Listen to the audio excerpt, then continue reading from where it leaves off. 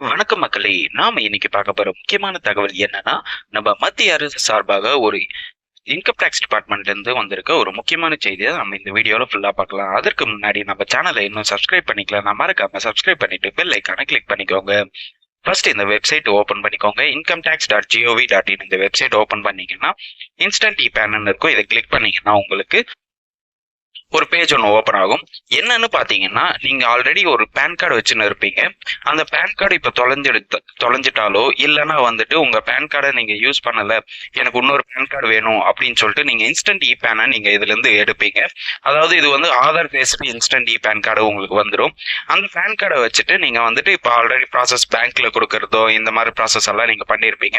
ஆனா உங்ககிட்ட ஆல்ரெடி ஒரு பேன் கார்டு இருக்கும். ஸோ அந்த பேன் கார்டு வந்துட்டு நீங்க வச்சிருந்தீங்கன்னா, அதாவது ஒருத்தர் வந்துட்டு ஒன்றுக்கு மேற்பட்ட பேன் கார்டு நீங்க வச்சிருந்தீங்கன்னா, உங்களுக்கு 10,000 ரூபாய் பெனால்ட்டியா உங்களுக்கு போடப்படும்னு சொல்லிட்டு கிளியரா இங்க மென்ஷன் பண்ணிருக்காங்க. ஆஸ் பர் வந்துட்டு section 139A income tax act 1961 படி உங்களுக்கு ஒன்றுக்கு அதிகமான பேன் கார்டுகள் நீங்க யூஸ் பண்ணீங்கன்னா ரூபாய் 10,000 நீங்க பெனால்ட்டியா பே பண்ற மாதிரி இருக்கும். சரி, இதுக்கு எப்படி நம்ம வந்துட்டு இன்னொரு பேன் கார்டை வந்துட்டு, அதாவது யூஸ் பண்ணாம இருக்கிற ஒரு பேன் கார்டை வந்து எப்படி நீங்க பிளாக் பண்ணணும்னு பாத்தீங்கன்னா, உங்க இன்கம் டாக்ஸ் டிபார்ட்மெண்ட்டுக்கு நீங்க அந்த பழைய பேன் கார்டை வந்து நீங்க சரண்டர் பண்ற மாதிரி இருக்கும்.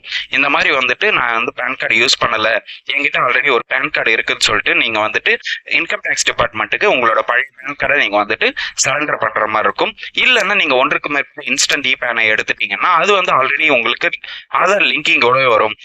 ஸோ நிறைய பேர் வந்து இந்த 1000 ரூபாய், அதாவது வந்துட்டு இந்த ஆதார் பேன் லிங்கிங் பண்றதுக்கு நீங்க இன்ஸ்டன்ட் இ பேன் எடுத்துட்டீங்கன்னாவே லிங்க் பண்ணிடுறாங்க, அதாவது லிங்க் ஆயிடும் அப்படின்னு சொல்லிட்டு நீங்க நம்பின்னு இருக்கீங்க. பட் அது கிடையாது, அந்த ஃபேக்ட் கிடையாது. நீங்க இப்போ ஆல்ரெடி பழைய பேன் கார்டுலயே உங்க ஆதார் பேனும் லிங்க் பண்ணணும். அதுதான் ப்ராசஸ், அதுதான் வந்துட்டு கரெக்டா பண்ண முடியும்.